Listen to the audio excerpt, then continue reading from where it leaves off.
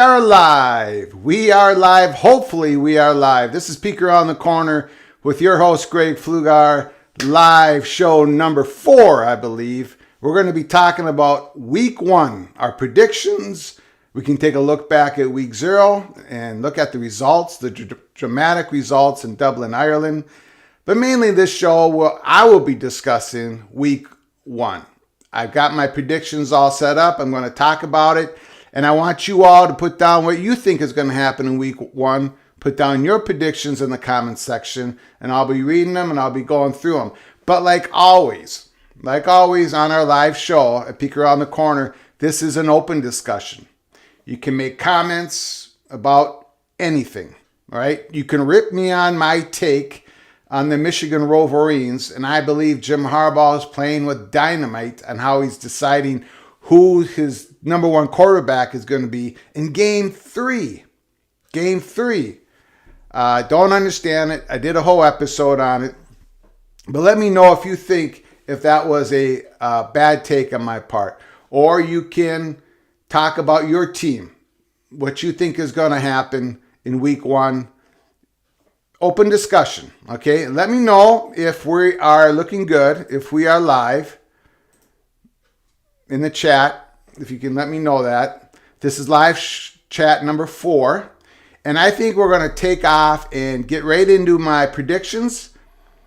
Every week, I am going to do my grade 8 predictions. I take the top 8 games, I make my predictions against the spread, and we'll see how I do as the year goes on. Last week, I went 2-1 against the spread. So 66% win percentage. It will not stay that way, I can assure you. When you look at my predictions, I would give you the advice to run the other way. Go, not walk the other way. Run the other way and take the other team. But for now, I'm 2-1, looking pretty good. Let's get into my predictions. Please comment on the screen what you think is going to happen in week 1. I'm getting comments. The Walking Geek, thank you, sir. We're okay. Good. Lee, we're live. Good. Beautiful. Beautiful. Thanks for that, guys. Appreciate it. All right, let's go into my predictions here. And then we'll open it up to comments, questions, and whatever you guys want to talk about. Okay? Peek Around the Corner. These are my predictions. Arkansas, -6.5. I'm taking Arkansas over Cincinnati. I think Cincinnati's lost too many guys from last year. Arkansas and Tennessee are my 2 SEC schools that I think are going to do better than their projections. Most what people are saying. KJ Jefferson, I love that dude. The quarterback, I think people in SEC country know how good he is. I think outside of SEC, here in the Midwest, most people don't bring him up. This cat, he threw like 67% completion percentage. He only threw 4 interceptions, and he made all types of plays with his legs. Tough guy.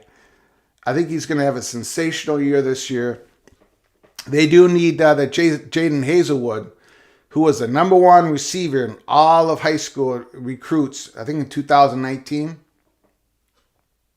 2020, somewhere. 2019, went to Oklahoma, didn't do much. So this is his year to shine. Jefferson's going to need him. But I got Arkansas rolling in that game. West Virginia, 7.5. I've got West Virginia. The Mountaineers are invading Pittsburgh. I do not know what the name of that stadium is anymore. I'm going to call it Heinz Field. That's the only name. I have no idea what the name of that stadium is. But 40% of that stadium is going to be rocking with the Mountaineer fans. And I've got West Virginia covered. I've had Panther fans telling me I'm wrong. I very well could be wrong. But let me explain something. I like this Pittsburgh team. I actually do. I think it's going to be a very tight, close game. So now I'm in trouble with both fan bases, right? But I think this is going to be a very tight game. I like the Pittsburgh winning the ACC championship last year was legit. It was absolutely legit. They had some odd things. Narduzzi, the head coach. Let me talk a few things. What's worrying me about this Pittsburgh Panthers team, and then I'm going to go over the great aspects of this team, even in 2022. Okay, first of all, Narduzzi, he acted very odd during the offseason, and that kind of scares me. I understand he got really upset when Pittsburgh lost their wide receiver, Addison, top 3 receiver, Jordan Addison, in the country, went in the transfer portal, and I completely understand why Narduzzi was extremely upset, but he let that bleed into the public. What was really odd to me was how Narduzzi handled the Mark Whipple situation. Mark Whipple was the offensive coordinator for the Pittsburgh Panthers. He groomed Kenny Pickett, who had an outstanding year, led the Panthers to the ACC championship. And then Mark Whipple went to Nebraska. This is what happens. Whipple's been in the game for 40 years. Coordinators leave for other jobs. Head coaches leave for other jobs. Whipple left, and Narduzzi, he did not handle it well. He went on this passive aggressive attack about how he's kind of glad Mark Whipple left. I'm paraphrasing. He's kind of glad Mark Whipple left. He said now they can run the ball more this year. Very odd statements from Narduzzi. And of course, they lost a lot of guys, but they got a lot of guys coming back this year. They got Clancy, the defensive lineman. They got Tyler Bentley. Those 2 guys, that number 8 was in the backfield all last year during ACC football. They have a great defensive line. They got that Mumfield, the transfer receiver. It's impossible to replace Addison. But that Mumfield, if you look at his tape, when he went in the transfer portal coming from Akron, that sensational first year at Akron, everybody went after him. All Power 5 schools wanted him. And he went to Pittsburgh. It was a great get. And what has Mumfield done since he's been at Pittsburgh during the spring and summer? He became captain, one of the captains of the team. They got a nice running back. I cannot pronounce his name, but he was great last year. He got nicked up at the end of last year. Abakande, something like that. Really good running back. So I love this. I like this Pittsburgh team. I just think West Virginia is going to keep it close, at least keep it close. This is Neil Brown's time to shine, and I think West Virginia's ready. They got JT Daniels, who gets rid of the ball quick. He sees the field clearly. He processes the field quickly. So I think West Virginia is going to keep it close. I think they're going to cover. Penn State, you know what I've thought about Penn State. I think they're going to roll over Purdue. Illinois +3 over Indiana. The line doesn't make any sense to me because that's what they're saying with Illinois +3. That game's in Indiana. So what they're telling me is on a neutral field, Illinois and Indiana would be even. And I don't see how they would be even. I mean, this game should be Illinois -1, -1.5, even though they're on the road. They looked good last week, a few days ago. Chase Brown, he's going to have an incredible year. Tommy DeVito, Illinois has themselves a quarterback. That line is so weird to me. I feel like I'm falling into a trap. I got Illinois +3. TCU -14. This is more of an anti-Colorado play on my part. I do not know how Colorado scores this year. I'm not a fan of their offensive coordinator. Sanford, Colorado couldn't score last year. They're not going to score this year. I got TCU -14, even though that game's in Colorado. Ohio State -17.5. I've got the Buckeyes, and this is not a shot against the Irish. I think Marcus Freeman's going to be fine. I think Notre Dame's going to have a good year.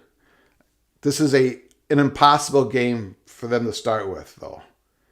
Tyler Buckner, the newly named quarterback, he's going to have to use his legs. thank goodness he has him. He's going to have to make some plays with his legs.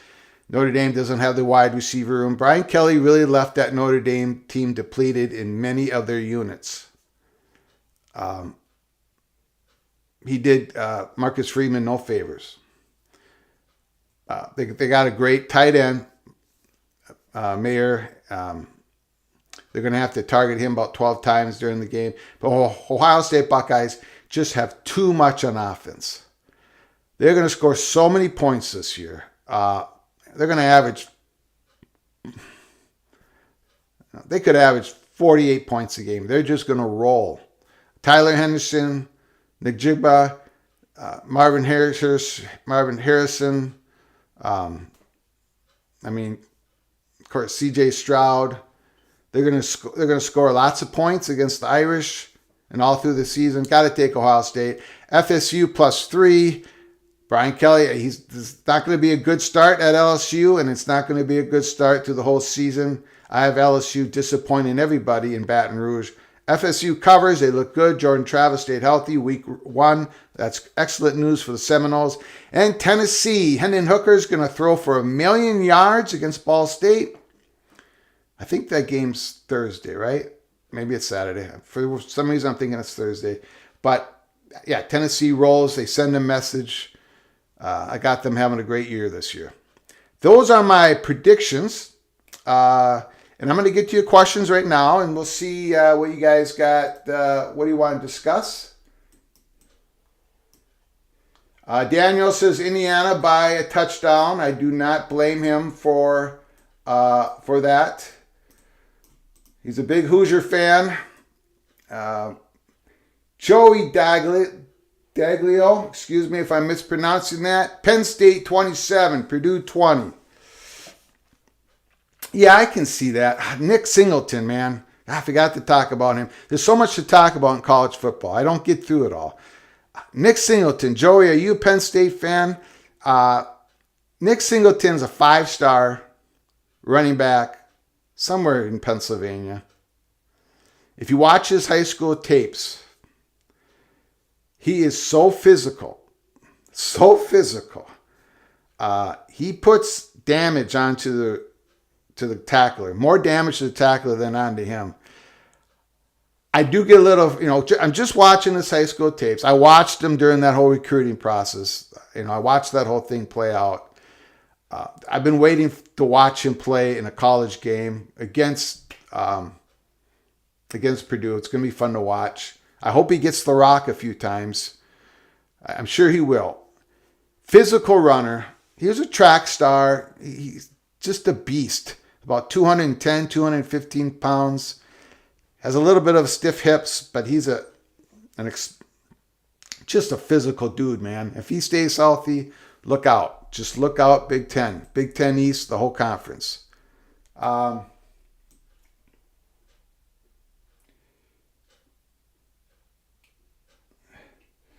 Illinois by 10. Yeah. I'm sorry, Daniel. I think Illinois is going to take that game. I think they're going to take that game. So I had a question earlier today, and I'll just bring it up now. No, I do not have any new intel on Washington and Oregon. I will say this, that, we were told, we announced it in July, there's this hot window between August 15 and October 15. This is when things will get decided. We still expect Big Ten to expand again before the 2024 football season. We do not believe USC and UCLA will be kept on an island. I did read the John Wilner's tweets on Mercury News about something in regards to Ohio State doesn't want more expansion. And therefore, John Wilner is saying that the line has moved from -4.5 to -5 for PAC survival. Something to that. And I would say if I received any information that had Ohio State not wanting more expansion in the Pacific Coast, I would have moved that line from -4.5 to -12. 12-point favorite of PAC survival. I would not have moved it a half a point. But having said that, I do want to ask you all to ponder this question. Been hearing some talk from many people that somehow USC doesn't want more expansion, Big Ten expansion out in the West Coast because USC enjoys the separator between themselves and Oregon and Washington. Because, USC will be going to the Big Ten. They'll be getting a whole lot more media money than Oregon, a whole lot more in Washington, and a whole lot more exposure and the branding and all those advantages playing in the Big Ten over the current Pac-12. And that somehow USC told the Big Ten that if we're coming to the Big Ten, we don't want you to expand out here in the West Coast because we want this separator. Let's say all that is true, which we don't believe it is. If it was true, it isn't. But what if it was, you wouldn't have Oregon meeting with Big Ten in any case, anywhere, in any location, not in Chicago, not with lawyers, if USC made that declaration when USC and Big Ten were negotiating. But let's just say USC doesn't, if you are of the belief that USC does not want this expansion out on the West Coast because they want this separator between them and Oregon and Washington. If you believe that logic, if you believe that could be valid, then you would also have to believe that Ohio State, Michigan, Penn State would want additions in the Pacific Coast and for the Big Ten, so that USC wouldn't have a separator between them and Oregon and Washington, that USC wouldn't have all this green space to themselves, all this recruiting area to themselves for Big Ten football. If you believe USC is acting on the idea of we want to have a separator between us and Oregon and Washington, then you would have to believe that Ohio State would say, oh, wait a second here. We don't want USC to have that whole area primarily to themselves. We would want USC to battle Oregon and Washington for those recruits in football and other sports. I'm not buying any of it. I'm not buying that USC told the Big Ten, we don't want you to expand out here anymore. Not buying that at all. And I'm not buying the fact that Ohio State is putting their foot down on more Big Ten expansion. Now you can make comments, discuss, disagree with me, agree with me, but we don't think any of that is in play. What we have heard is that they want a Big Ten East schools. They want Stanford. They want a third California school. And Oregon and Washington. What this is going down to is there a big enough bidding process? A bidding process between potential new media companies to grab some of the Big Ten content. Is there competition? Is there more than one media company ignited with the Big Ten and discussing how they can grab on to a slice of the Big Ten content by adding Oregon, Washington, and possibly Stanford? That's where we're at right now. Is Big Ten getting the number they need to bring on Washington, Oregon, and Stanford? Primarily, probably the first two selections would be Oregon and Washington. That's where we're at right now. You remember during this whole initial process of creating the Big Ten contract, media contract, it was delayed and pushed and delayed and pushed, and companies kept going. They'd make their offer, then they'd pull back and make an offer, and they kept topping each other. And Kevin Warren produced this feeding frenzy to try to gain Big Ten content during this negotiations.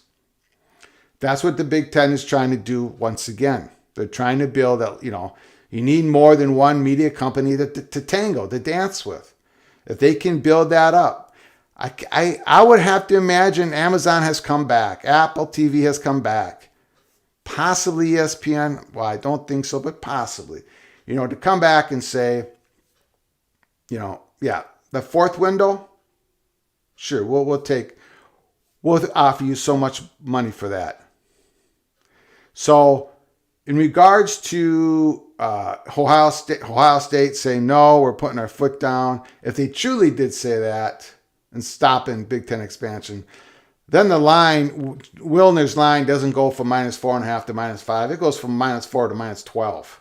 Okay, because Ohio State's voice is a huge voice. If they say no, then it's not going to happen. But we don't believe Ohio State has said that. We have no intel on that.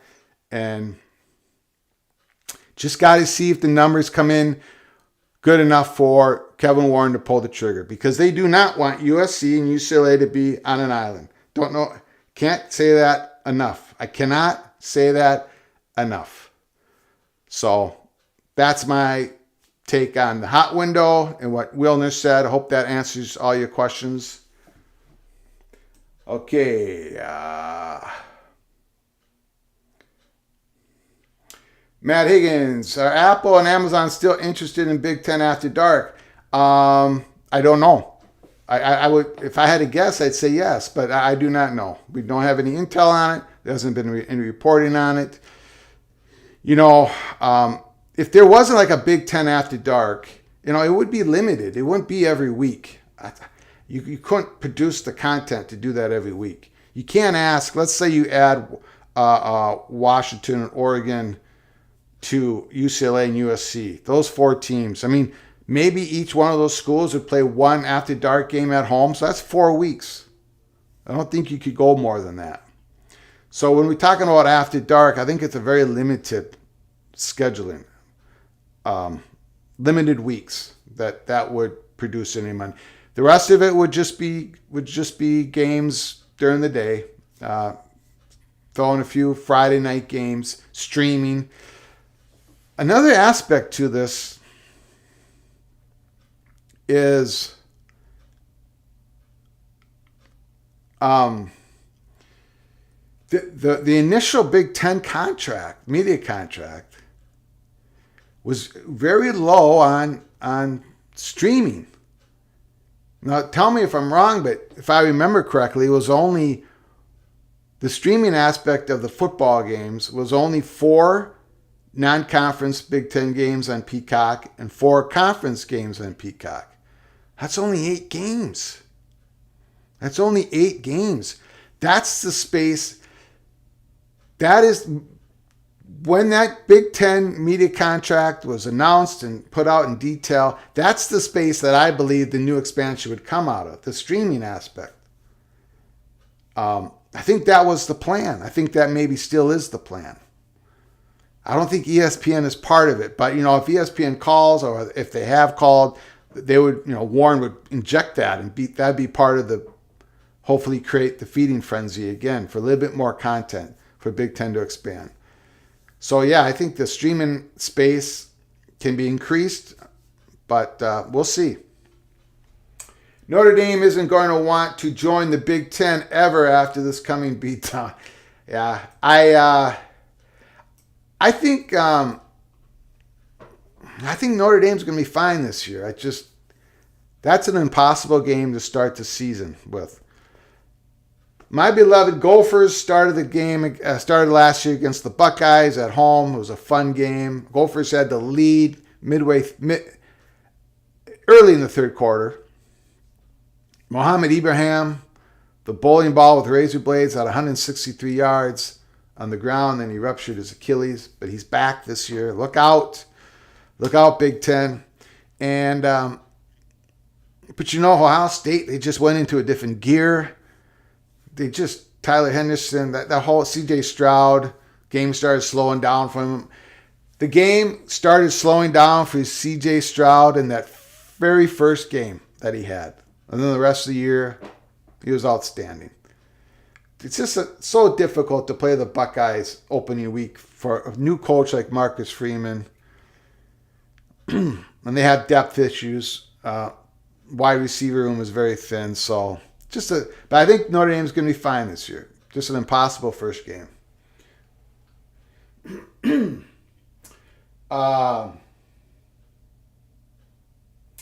Consider the source. It was ESPN saying this. They don't want the Big Ten to expand.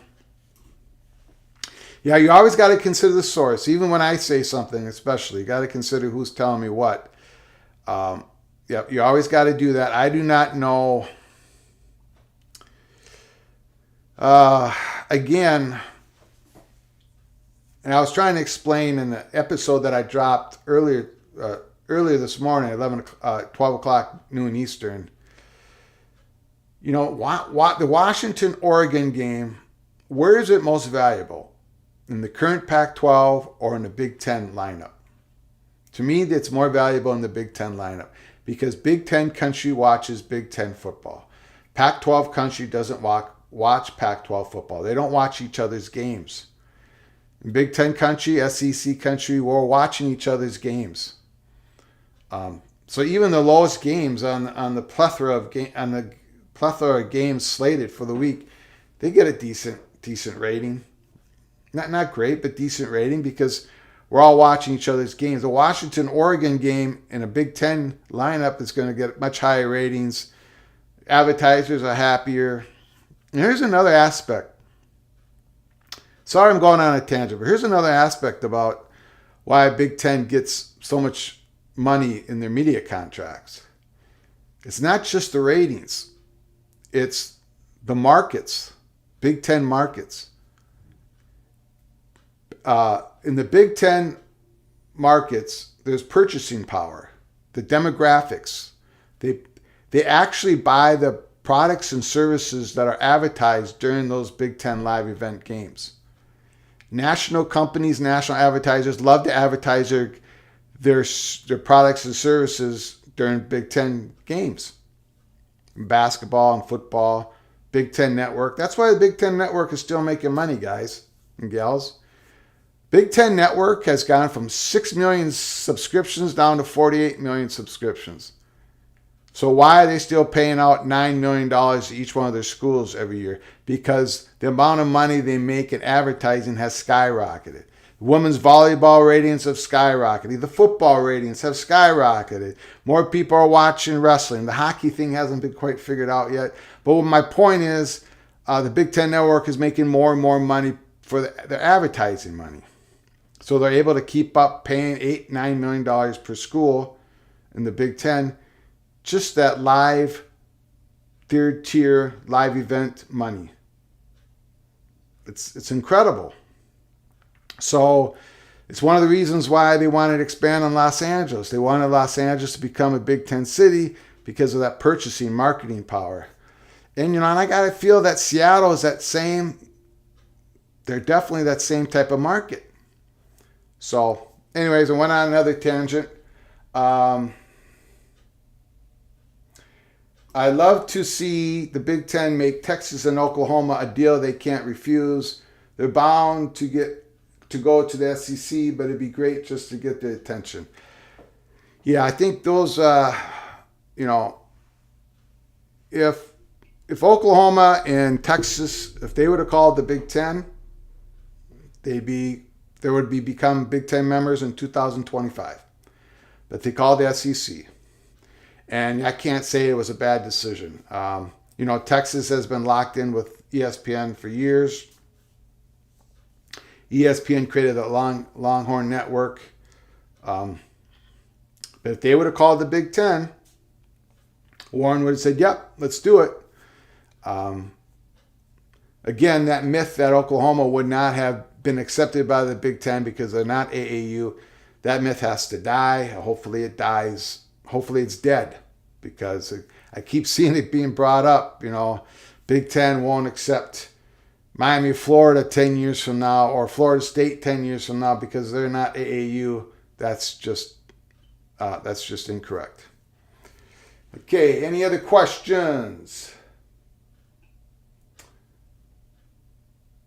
You know what? Let me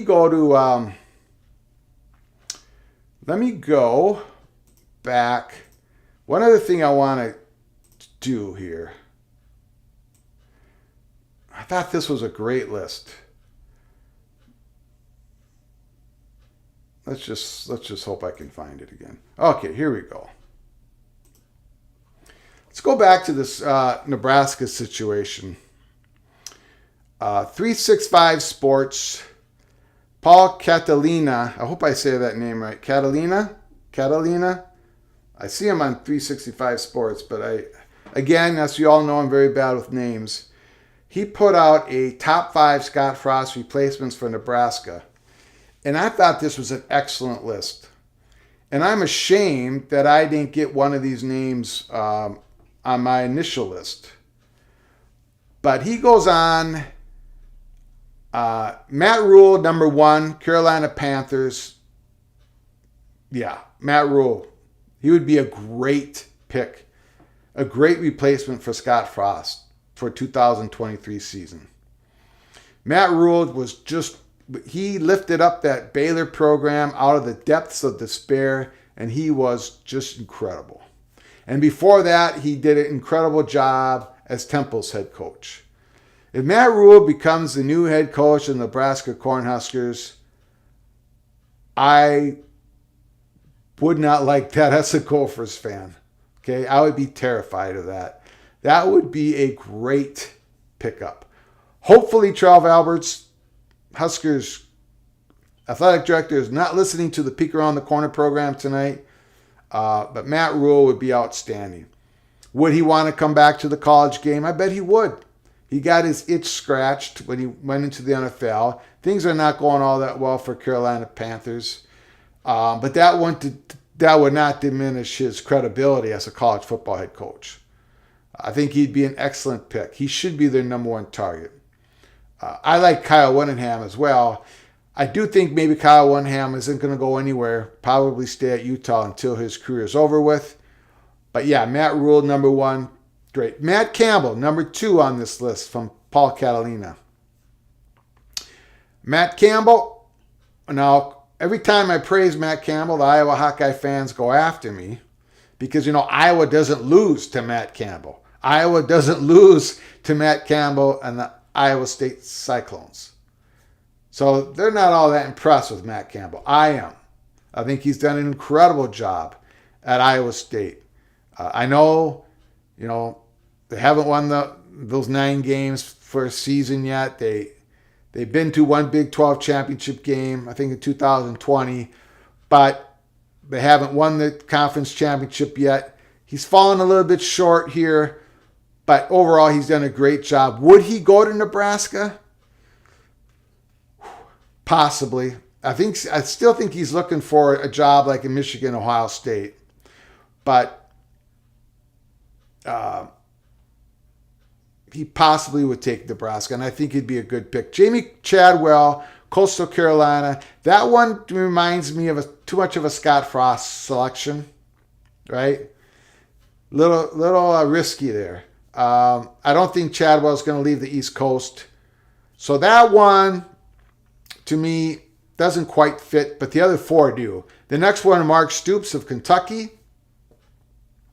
He would be an incredible choice for Nebraska. Would Mark Stoops leave Kentucky? How often does a SEC head coach leave a job that isn't for another SEC job? It just doesn't happen. Mark Stoops has got that program in Kentucky at their highest level. He gets incredible support. Now, he would get that in Nebraska. But you can't, Mark Stoops is in a good spot for recruiting there in Kentucky versus what he would have in Nebraska. I don't think Mark Stoops would leave, but it's definitely a call that Alberts would have to make, in my opinion. And then Jade Norvell. I did not have Jade Norvell when I first talked about this on the show after the live show after the Nebraska debacle against Northwestern. I didn't say Jade Norvell, and I should have. That is a great number 5 on this list. He knows the Midwest, former Iowa Hawkeye. I think he's in his late 50s, early 60s. Did a great job at Nevada. Outstanding job at Nevada. And Colorado State Rams. Colorado State, this was a great hire. I'm interested to see how he does at Colorado State. if he doesn't get picked off by a Power 5 program, Jay Norvell might finally be the coach that can turn Colorado State's football program around. They got a beautiful new stadium. They just haven't had the coach. I didn't think that Bono guy. I think their previous head coach wasn't up for the job, but this guy Jay Norvell is. In Nebraska, I think that would be a great selection for Nebraska. They would probably go for a bigger name, but Jay Norvell is the real deal, in my opinion.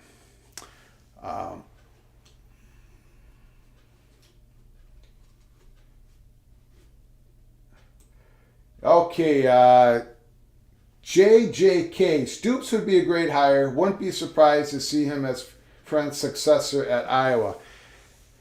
Yeah. Again, it's tough to see. You just don't see SEC coaches who are having great success leave their SEC position unless it's for another SEC job. That's what I'm having a hard time getting around for Mark Stoops. So, yeah, it is possible. It is possible. Stoops could be the new head coach of Iowa when that era is finally over there in Iowa City or Nebraska. He would work beautifully in both spots. Would he leave Kentucky though? That's the question. It's hard to say. Yes, Campbell has done a great job at Iowa State. And that gets every Hawkeye fan mad at me. They think I'm crazy because they just don't lose. The Iowa Hawkeyes don't lose to the Cyclones. And unfortunately, they haven't been losing to my Gophers either. So, and PJ Fleck's a great coach. So sometimes that's just how it goes.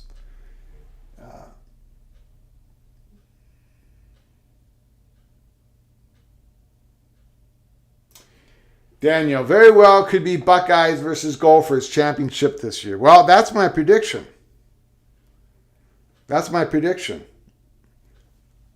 I've got Ohio State defeating the Minnesota Golden Gophers at Indianapolis. I've got myself and my friends, the Smacks, sitting in the 50-yard line, having some beers, watching us get destroyed, and having the greatest time of our lives. That is my prediction. I think the Golden Gophers, they start out this Thursday night against New Mexico State. Not going to be a good game. New Mexico State. Jerry Kill. That whole drama with Jerry Kill. I don't want to even talk about it on this show. He's very bitter about how PJ Fleck came in as the new coach of the Gophers and talked about having to change the culture, which they did. They had to change that culture after Tracy Claeys. And Jerry Kill got bitter about it. He has said he's given a whole bunch of personal attacks to PJ Fleck. And sure enough, and Jerry Kill announced when he left Minnesota, due to illness, but he made an announcement after PJ Fleck was hired. Jerry Kill says, I will never set foot in the University of Minnesota campus ever again. So Jerry Kill leaves coaching, then he comes back to coach. He's an assistant for TCU. He takes an athletic director position, I think at Illinois State. I might have that incorrect. Then he finally, he gets a job. He gets a head coaching job at New Mexico State because he wants to get back in the game. He's got his health back, and he wants to get back in the game. He gets hired by New Mexico State, and sure enough, New Mexico State second game of the season, because they played last week and they lost to Nevada. They play Minnesota at Minnesota in Huntington Bank Stadium. PJ Fleck. There's a whole drama. Is PJ Fleck and Jerry Kill going to shake hands? They asked PJ Fleck and said, PJ Fleck says, I shake everyone's hands. And Jerry Kill says something like, I don't know if I'm going to shake PJ Fleck. I just can't wait till that first part of that game is over. Where are they going to shake hands? Are they not? Who cares? But New Mexico State, the line is 38.5 or 37.5. Not going to be a great game. Not going to be sold out. New Mexico State's probably, they very well could be the worst power FBS team in the country. Jerry Kill's got a long road to hoe. I know New Mexico State's program is moving to Conference USA, I believe next year or the year after that. That could help that program. They've been independent. It's tough for them to schedule games. It's tough for them to schedule games that they can win. And the new Conference USA with those new FCS teams moving in there, New Mexico State might get a schedule. They might be in a spot to where they could make some bowl games in a few years. But yeah, that Thursday night game. Of course, I'm a Gopher. I'm going to watch it. But I'm going to be flipping back to Penn State, Purdue, and the Backyard Brawl. Those games start earlier, however, than the Gophers. So, yeah, now Nebraska plays, who do they play? They play North Dakota. North Dakota lost some close games last year. They were a pretty good team last year. They barely lost to North Dakota State. So, North Dakota is not going to beat Nebraska. But, if they give them a close enough game, the heat's just going to get worse for Scott Frost after this Saturday.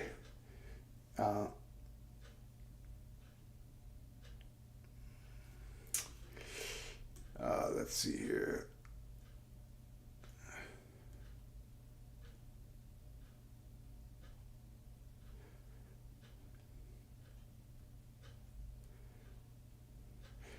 Yeah, I think my biggest overreaction to week 1, I think is Illinois.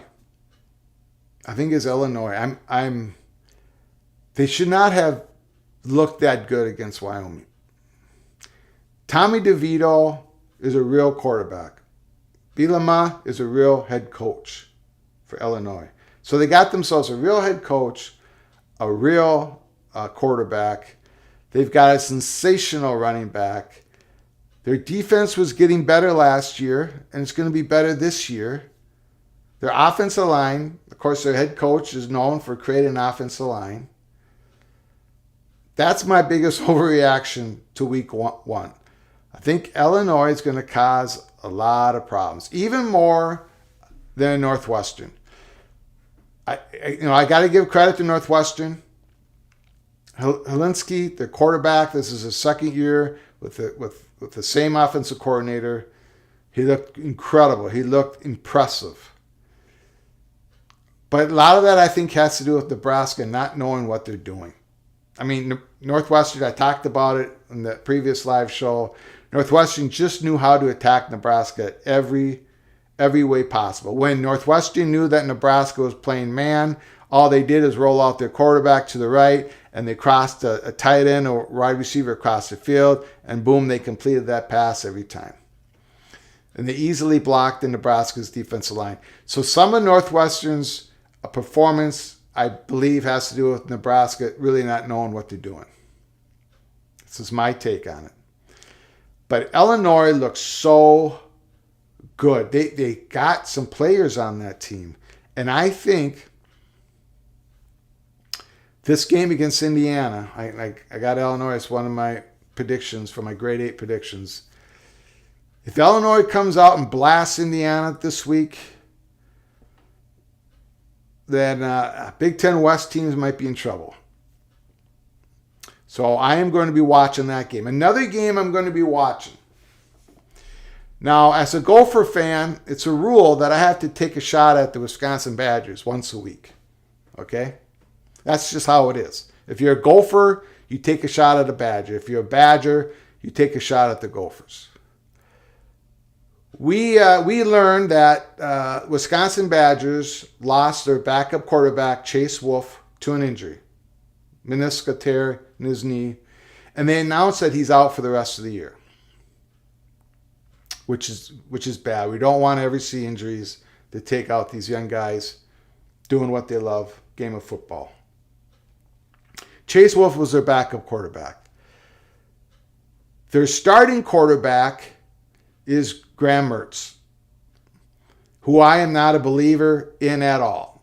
We're talking about a guy who cannot process the field when he plays. I don't think he has it in him. If he proves me wrong, I'll be the first person to come on here and say Wisconsin Badgers, Big Ten, nationwide, college football fans, always wrong about Graham Mertz.